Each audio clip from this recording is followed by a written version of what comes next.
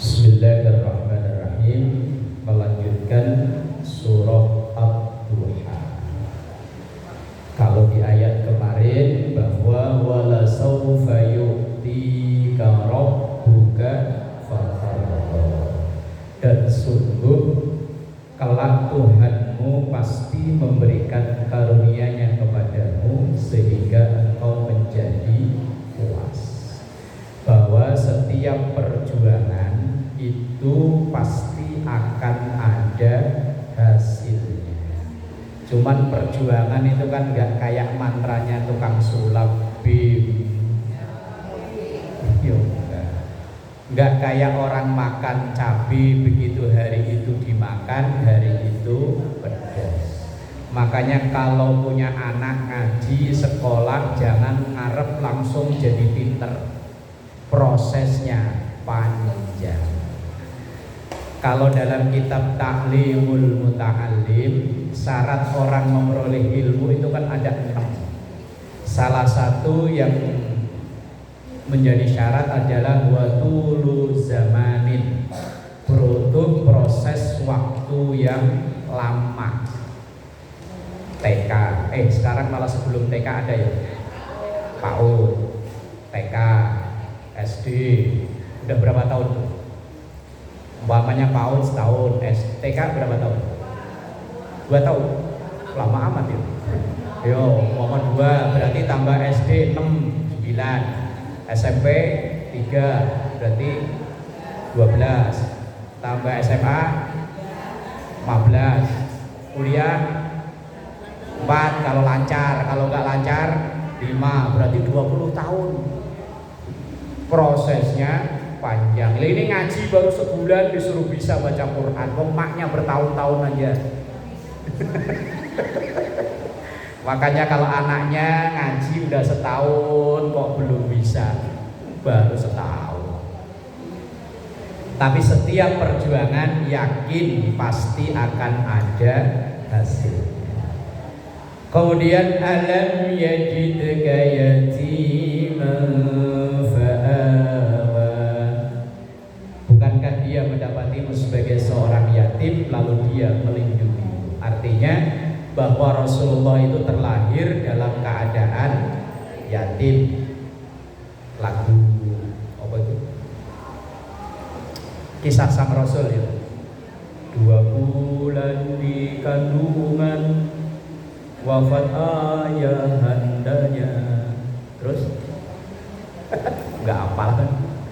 Kalau dalam berjanji walamma tamma min hamlihi syahrani ala aqwalil masyhuril marwiyah tuwfiya bil madinatil munawwarati Abdullah, bahwa ketika Rasulullah dalam kandungan 2 bulan maka diwafatkan ayahnya di Madinah, yakni Abdullah bapaknya. Tapi walaupun yatim, Rasulullah hidupnya penuh kasih sayang dari keluarganya. Baru lahir disusui oleh Suwaibah namanya. Baru sebentaran pindah Halimah Sa'diyah, kemudian balik ke ibunya Aminah. Hanya sebentar kemudian pindah ke kakeknya Abdul Muttalib. Baru sebentar juga pindah ke pamannya Abu Thalib. Terus sampai beliau menikah, sampai beliau udah usia 52 tahun, pamannya Abu Thalib itu baru meninggal. Walaupun yatim tapi tetap dapat pengasuhan atau kasih sayang yang berlimpah dari orang-orang keluarga dekat. Wa wajadaka dhallan fahada, dan dia mendapatimu sebagai seorang yang bingung lalu dia memberi petunjuk. Artinya ketika Rasulullah sudah menjelang usia dewasa, mulai bisa berpikir sehat, ngelihat kondisi masyarakatnya yang akhlaknya ancur-ancuran. Judi kalau semuanya habis, istri buat taruhan. Untung ibu nggak lahir zaman itu ya. Nah kalau lahir zaman itu, jadi istri zaman itu, punya suami main judi, harta habis, rumah habis, bini ditaruhin. Zaman sekarang apa ada? Pernah dengar gak berita gitu? Punya anak, kalau laki-laki bangga, kalau perempuan begitu lahir, dilihat, dah kok gak ada tongkatnya. Langsung dibikinin lubang, diuruk. Lah orang sekarang yang gak kalah kejem ya, malah belum lahir baru ketahuan bininya, periksa ke bidan, lah kok ada garisnya 2 merah, cariin nanas muda. Ayo. Saya lihat di YouTube, cariin opo kono, dan dibunuh sebelum lahir, jahiliyah modern. Rasulullah melihat masyarakatnya bingung. Lah kemudian fahada, Allah berikan petunjuk. Itu pun prosesnya lama. Ketika usia beliau 40 tahun, beliau diberi berkholwat. Kholwat itu nyepi, nggak kumpul sama orang di gua apa? Hira. Di gua Hira selama sekian hari, kemudian turun malaikat Jibril membawa wahyu Iqra bismi khalaqal Iqra alladzi 'allamal. Itu pertama yang turun. Fahada, Rasulullah diberikan petunjuk. Prosesnya lama. Lagi-lagi kalau orang dapat masalah, solusinya enggak bim salam, bim langsung urusan kelar. Enggak. Kalau di sinetron Indosiar itu barusan tadi kelar, jam 1 barusan kelar. Tuh cepet tuh. Baru mulai itu ada laki-laki miskin ketemu sama perempuan kaya raya, dijadiin suami. Begitu jadi suami mulai bertingkah, jatuh cinta sama sekretaris, akhirnya nikah sama sekretaris. Suami yang pertama bandanya habis. Kan problem kan itu masalah. Lah lakinya yang demen sama sekretaris ganti diporotin sama sekretarisnya, balik melarat lagi. Akhirnya kembali ke bini tua. Nah itu solusi cepet, 1 jam kelar. Tapi biasanya mati ditabrak truk. Nah iya sinetron Indosiar loh. Begitu mau minta maaf ke istrinya depan rumah istrinya, yang istrinya udah kaya lagi, nyabrang nggak lihat-lihat ditabrak truk. Yang ditabrak palanya, yang diperban kakinya. Aduh.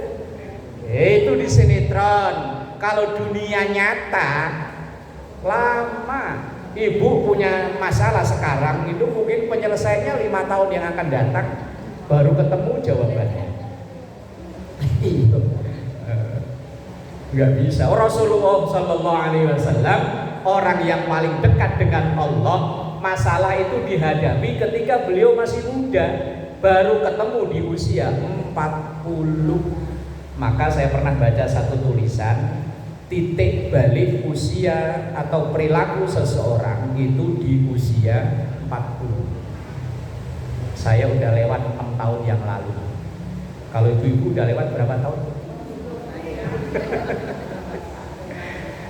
Titik balik usia seseorang, perilaku seseorang itu biasanya di usia 40. Apakah dia calon orang yang berhasil atau orang gagal? Biasanya awalnya di usia itu. Lah usia 40 kok malah neko-neko. Dulunya mah jadi suami ya anteng, kerja beneran, pulang sama keluarga ya baik-baik. Lah umur 40 kok mulai belok kanan, belok kiri. Bah wes alamat bukan hanya laki, perempuan ya sama. Tapi kalau 40 ke sono udah lewat, kok masih berada di jalan yang baik, insya Allah selamat sampai akhir hayat. Makanya orang biasa nyebutnya puber. Banyak kasusnya. Baru Jumat kemarin saya turun khotbah Jumat, tiba-tiba ada dulu murid yang bertahun-tahun saya nggak pernah ketemu.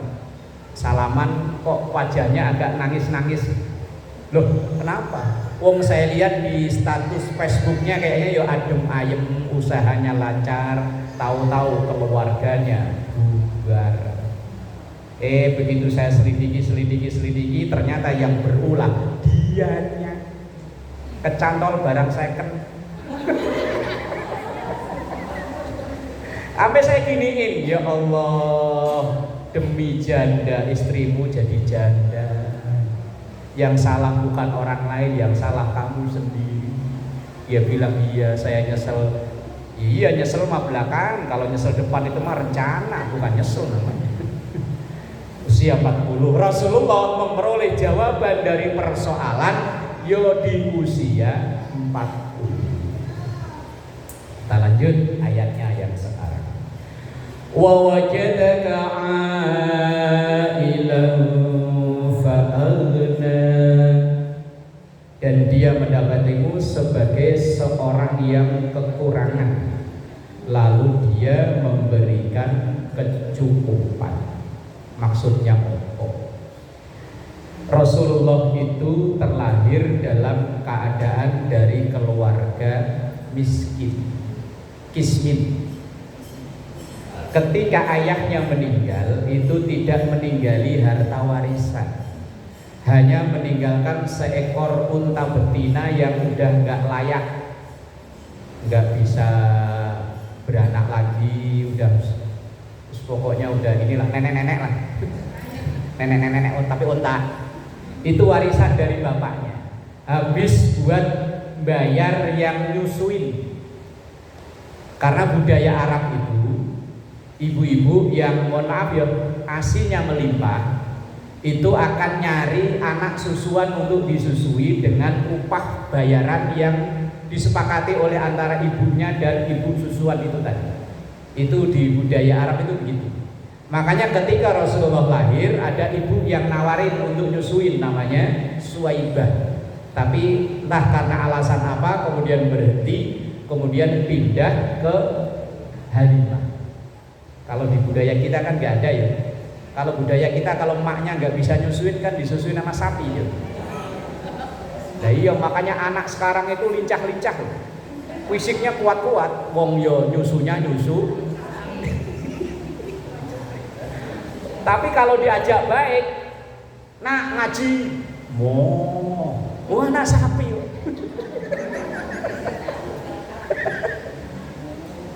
Dia termasuk anak saya. Malah gak doyan makan nasi, nyusu aja.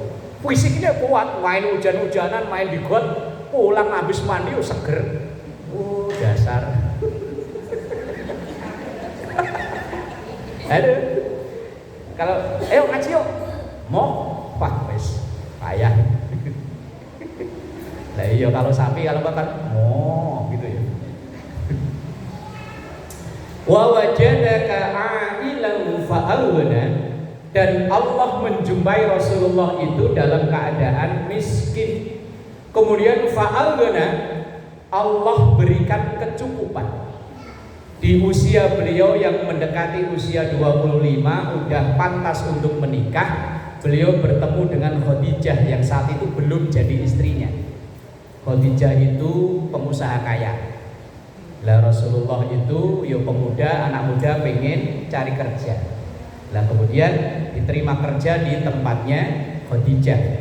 Nah semenjak Rasulullah kerja di Khadijah inilah dagangan bisnisnya Khadijah semakin membaik. Lah Rasulullah juga memperoleh gaji yang lumayan besar. Maka Rasulullah menjadi fa'alna, menjadi yang kecukupan. Nah kayak kita apalagi yang rantau, yang orang rantau, dulu dari kampung halaman datang ke sini bawa apa?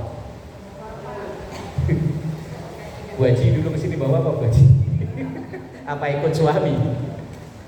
Saya masih ingat bulan Februari tahun 2000, Batang pertama kali ke Jakarta, punya duit 20.000 ditambahin sama emak 60.000, hasil jual ayam. Buat beli tiket bis 25.000, nyisa 55. Buat naik angkot dari Cakung turunan dulu, perapatan Cakung yang di bawah jembatan turun ke sini. Yang pertama kali saya lihat ternyata berbeda yang saya bayangkan. Karena saya dulu nonton film Tersanjung, ingat gak? Rumah gak ada yang jelek, bagus-bagus. Rumah ntar Jakarta kayak begitu kali ya. Begitu saya turun Cakung, naik angkot 01, sono itu dulu masih sampah yang gunung. Ini bener Jakarta ini begini nih. Turun naik 05 pindah. Ini Jakarta beneran begini nih. Rumahnya kok kecil-kecil. Tak seindah yang ku bayangkan. Lah kok ya betah sampai sekarang udah dari tahun 2000, sekarang 2025. 26 tahun ya. Lah kok ya betah ya. Allahu Akbar. Berangkat dari kampung halaman bermodal 80.000. Sekarang alhamdulillah itu wa wajadaka ailan fa'adana. Dulu mungkin ibu, apalagi yang orang rantau ya, datang dari kampung halaman bawa apa, tapi sekarang punya apa. Makanya kalau nggak bersyukur yo ditegur oleh Allah, fa bi ayyi ala'i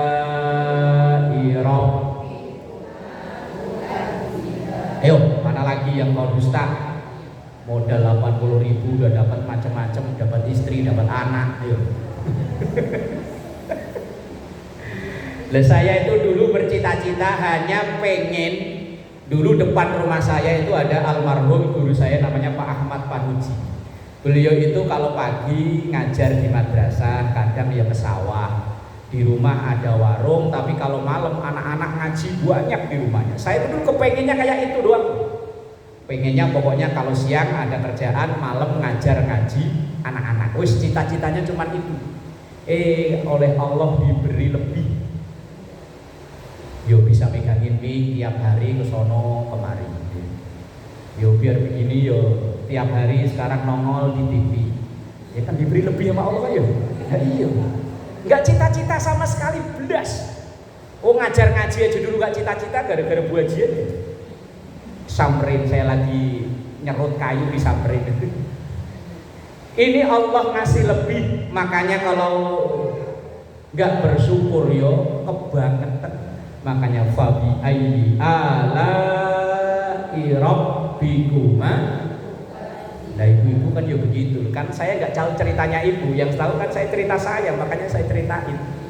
Yang modal nggak cuman 80.000 buat beli ayam geprek aja nggak dapat 10 biji sekarang ini. Dan sekarang alhamdulillah. Lah ibu yo sama kan ya, yang datang dari kampung halaman bawa apa, atau mungkin yang lahir di sini dulu waktu lahir bawa apa? Belas, nggak bawa apa-apa ya. Ayo, makanya begitu lahir nangis karena ya Allah kok saya nggak punya apa-apa ya. Makanya kalau bayi lahir itu tangannya pasti gegem begini ya. Ada pernah lihat ibu, anak ibu lahir tangannya begini. Begitu lahir langsung dadah mama. Tangannya begini ya. Nanti kalau meninggal pasti tangannya begini. Kalau lahir begini, kalau meninggal begini. Pernah lihat ada orang lahir tangannya gegem begini. Padahal logikanya orang meninggal itu menahan sakit. Biasanya kalau orang nahan sakit kan tangannya digenggam kan. Tapi kenapa kalau meninggal lepas? Ini filosofi bahwa orang ketika lahir apa-apa semuanya pengen digenggam. Duit berapapun pengennya digenggam. Wes pengennya, ini filosofi. Tapi nanti begitu meninggal semuanya dilepas. Yang dibawa nggak nyampe 1 juta. Itu pun yang pengurus apa? Pengurus kematian apa namanya? Janais ya. Kalau janais malah gratis yo. Enggak di RW biasanya kan ada ya. Kalau di perumahan saya namanya rumah. Kalau di sini apa? Oh sama. Itu dapat santunan dari rumah, mau berupa duit monggo, mau berupa perlengkapan silahkan. Yang dibawa nggak nyampe 1 juta. Papan ya, kain, tiker aja dicariin yang jelek. Permadani punya bagus-bagus gak dibawa. Tiker pandan ya. Filosofi bahwa kalau lahir pengennya genggam, kalau mati lepas. Belum pernah melihat ya dibalik gitu ya. Lahirnya begini, pas mati begini. Pernah melihat belum? Kalau saya sih belum. Wa wajadaka ailan fa'aghnaa. Yang dulunya enggak punya apa-apa, sekarang alhamdulillah punya apa-apa. Maka kalau dulunya nggak punya apa-apa, dulunya bingung, dulunya yatim, fa'ammal yatima fala taqhar, maka terhadap anak yatim janganlah engkau berlaku semena-mena. Ini bentar lagi Muharram. Biasanya majelis taklim pada ngadain acara santunan. Alhamdulillah. Kadang malah yuk, kalau saya perhatiin nih, mohon maaf ya, anak yatim itu hidupnya lebih terjamin daripada punya bapak emak tapi yang nggak begitu perhatian, nggak begitu ngurus sama anak. Anak yatim itu bentar-bentar ada aja loh. Ada pengusaha mau bangun usaha, anak yatim dipanggil. Sebentar lagi Muharram sampai bingung dia jadwalnya. RW ngadain, masjid ngadain, musola ngadain, kelurahan ngadain, perusahaan ngadain, sampai bingung. Saya pernah nanyain anak yatim, Mas bro dapat berapa Mas bro? Lumayan Pak Ustadz. Begitu dibuka, wih. Kadang malah kasihan yang punya bapak, punya emak. Wong dia mau disantunin, nyatanya punya bapak, punya orang tua, nggak disantunin hidupnya, kasihan. Makanya kalau mau ngasih, ya wis ngasihnya jangan atas nama anak yatim. Ngasihnya atas nama duafa. Jangan sampai umpama kita jadi panitia, lah kemudian itu kasihan, kemudian kita catat mengatasnamakan anak yatim. Khawatirnya nanti kalau ada donatur dari luar, itu anak ditanya, Neng, memang bapaknya udah meninggal Neng? Belum, masih. Lah, malu kan panitianya ya. Yus terus terang. Umpama ada donatur, Pak, yang ini yatim, cuman yang ini bukan yatim, cuman memang kehidupannya kasihan. Untuk sekolah aja harus nunggu apa itu? KJP dan lain-lain. Maka fa'ammal yatima fala taqhar, terhadap anak yatim jangan semena-mena. Dan lagi saya pernah memprotes panitia, anak yatim dipajang dari pagi sampai jam 11 baca Yasin, baca Waqiah, baca Rahman, begitu pulang mending santunannya gede, bocah. Lah anak yatim dipajang di panggung loh dari pagi. Lah kalau saya yang ceramah datangnya belakangan, jam 10 baru datang, dongeng bentaran pulang. Lah anak yatimnya ini. Lah kalau kasihnya sejuta-sejuta lah nggak masalah lah ya. Ngasihnya nggak seberapa, dipajang kelamaan. Anak yatim sampai ada yang ketiduran. Yang namanya bocah kecil ya. Makanya dulu saya pernah ngobrol sama Pak RW 14. Ustaz, kalau ngadain yatim bagusnya gimana? Kalau kata saya Pak RW, mending itu data dari RT, wis duit amplopin, anterin ke rumahnya daripada dipajang. Lah yo kalau amplopnya gede nggak masalah lah yo. Lah kalau ngasihnya nggak seberapa, dipajang kelamaan, kasihan. Aku baca Yasin dulu, baca Waqiah dulu, yang orang tua aja kalau kelamaan yo nyelonjor. Dia nyender, yang tua apalagi bocah. Bocah tuh yang ditunggu-tunggu kan pengen dapat. Nah, jangan kebanyakan syarat begitu loh maksud saya. Kalau memang mau ngasih, wes datang anterin ke rumahnya gitu aja loh. Kalau memang dia masih sekolah, alangkah baiknya yo dibeliin perlengkapan sekolah. Pokoknya yang dibutuhin dia itu apa. Kalau dibeliin kasih duit, takutnya sama maknya dibeliin kuota.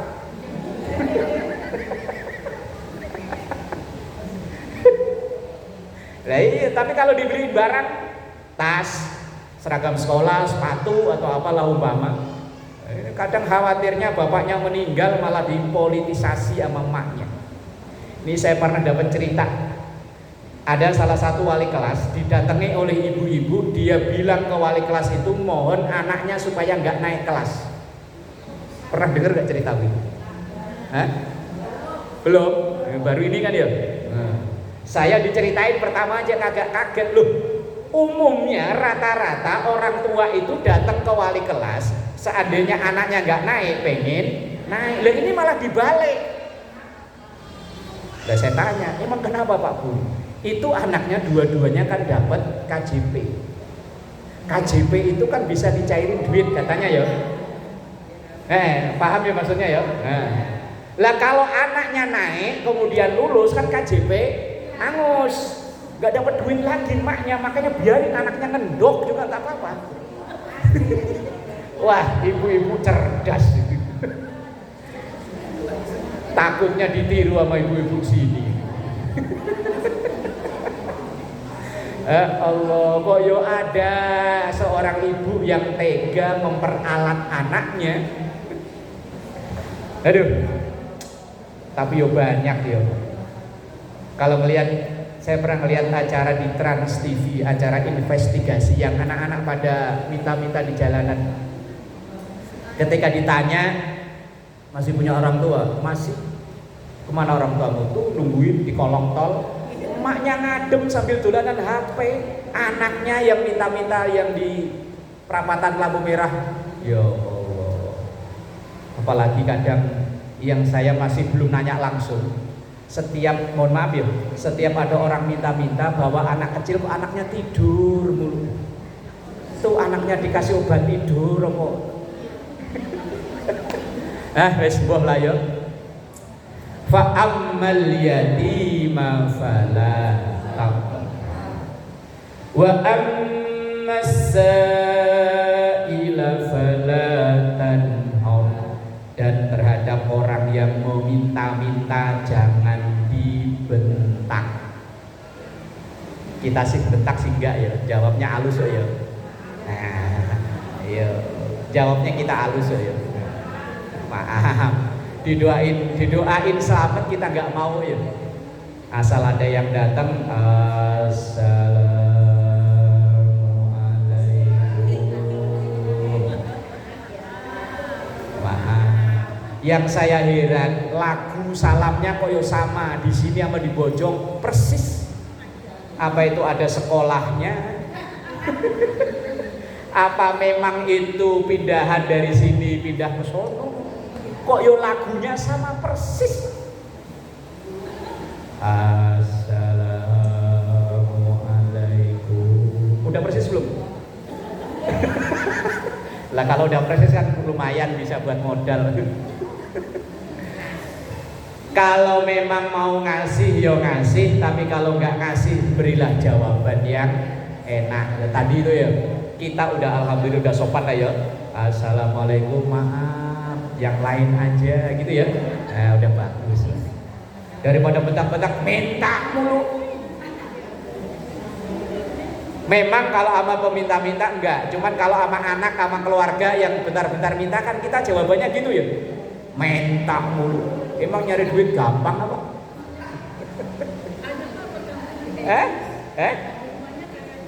Lah iya, ya memang kadang pengemis lebih kaya daripada kita. Di TV pernah saya lihat pengemis begitu diperiksa sama Satpol PP di kantongnya 25 juta.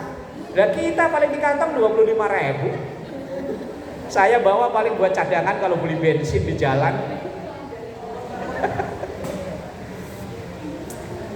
Lah ini Rasulullah diajari oleh Allah karena Rasulullah itu dulunya miskin, kemudian diberi kecukupan oleh Allah, maka kalau sudah cukup jangan lupa dengan yang miskin. Lah kita nih dulu juga sama keadaannya, nggak punya apa-apa. Kalau memang ada yang banget butuhnya, lo yo mbok yao bagi. Makanya bahasa kita Indonesia itu udah bagus loh Bu, terima kasih. Kita terima, tapi jangan lupa sebagian kasih. Jangan cuma terima tok. Air kalau diem itu jadi penyakit. Air itu akan sehat kalau ngalir. Rezeki itu ya begitu. Rezeki itu akan sehat kalau rezeki itu terima kasih. Kita terima, entah sebagian seberapa persen ada yang kasih. Kasih itu ya kepada siapa aja. Pada saudara, kepada keluarga, kepada tetangga, terus pada siapa aja yang membutuhkan. Ini pelajaran buat kita. Kalau dulu kita dalam keadaan kekurangan, sekarang kok alhamdulillah, jangan lupa generasi di bawah kita ada yang kekurangan. Keadaannya sama kayak kita dulu. Ayat yang terakhir, wa amma bi ni'mati rabbika fahaddits. Dan adapun terhadap nikmat Tuhanmu hendaklah engkau nyatakan dengan bersyukur. Bahasa yang sering kita dengar namanya tahaddus bin nikmah. Kalau Allah memberikan nikmat, jangan lupa bersyukur, jangan lupa bagi-bagi. Ini dapat enak diem-dieman, giliran sengsara cerita ke orang. Giliran dapat enak antem, giliran blaksak baru cerita ke orang. Itu dulu kalau di kampung saya kelakuannya orang yang, kalau orang kampung saya namanya nebas, beli singkong tapi masih ditanam di tanah. Itu ada pembeli namanya nebas kalau orang sono, kalau orang sini apa ya? Nah, itu dia kalau dapat untung besar anteng. Tapi begitu kiranya untung dikit atau rugi, cerita-cerita ya. Kemarin di sawahnya Pak Ono tekor saya, seono tekor lagi, giliran untung. Itu dulu kelakuannya apa ya? Penebas itu apa kalau orang sini namanya ya? Pemborong. Nah, pemborong yang beli singkong, karena di kampung saya itu taninya tani singkong. Lah jangan-jangan kelakuan kita kayak begitu. Begitu enak mah diem. Tahu-tahu nggak ngaji. Wong lagi suaminya dapat bonus. Begitu suaminya dapat masalah baru cerita, bu, aduh sakit pusing. Fa amma bi ni'mati rabbika fahaddits. Kalau Allah memberikan nikmat, tunjukkan. Tapi tunjukkan itu bukan berarti kok pamer-pamer, bukan. Artinya tunjukkan nikmat itu kalau diberi jangan kufur nikmat. Karena banyaknya kita itu kufur nikmat. Ketika Rasulullah survei ke neraka, surveinya gak tanggung-tanggung, langsung ke neraka ketika peristiwa Mi'raj. Begitu melihat ke neraka, ternyata yang banyak penghuninya kok ngaku laki enggak dikit, tapi perempuan banyak. Apakah enggak sholat? Sholat, ngaji lebih rajinan istrinya ya. Ini Selasa ngaji di sini, Rebo di mana? Kamis muter aja ya. Suami itu dengerin ceramah itu seminggu sekali, kalau Jumatan itu pun kalau melek rata-rata yo merem. Lah kenapa banyakkan ke neraka?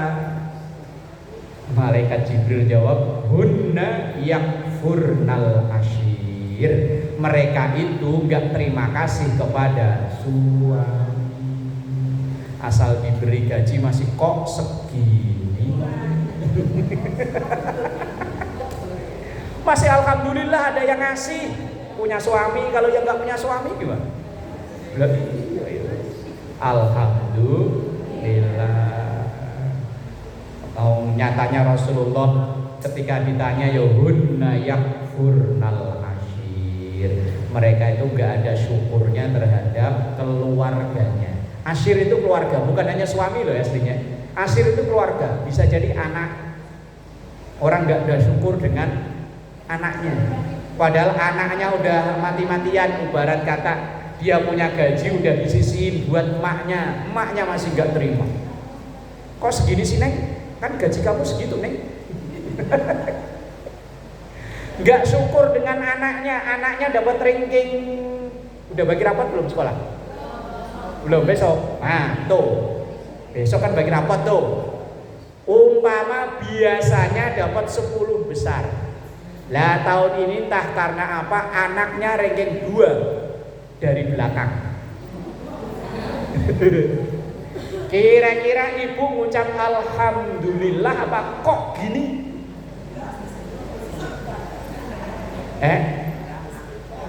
Iya, alhamdulillah. Atau kok gini sih Neng? Pilihan jawaban A atau B? C nggak ada, cuma pilihan 2. Pilihan utamanya alhamdulillah. Pilihan keduanya kok gini? Rata-rata kalau ibu sini mah A atau B? Jawaban terserah ibu. Tinggal kita masuk yang syukur atau kufur. Walaupun anak kita ranking 2 dari belakang, alhamdulillah masih mau sekolah, masih mau belajar walaupun gak nyangkut. Tinggal kalau anak kita ranking 2 dari belakang, kalau di rumah ada cermin, lihat ke cermin. Dulu yang di cermin itu sekolahnya ranking berapa? Biar gak marah sama anak. Makanya setahun yang lalu ketika saya ngambil rapot ditegur sama wali kelas, Pak, anak bapak ini aslinya pinter. Loh kok pakai aslinya Bu? Berarti ada palsunya? Ada. Lah terus apa Bu? Anak bapak ini waktu bulan ini sebulan masuk cuman 3 kali. Waduh, sebulan masuk 3 kali. Kalau sebulan izin 3 kali pantas ya. Ini masuknya cuma 3 kali. Aduh, begitu saya nengok ke belakang, anaknya nyengir.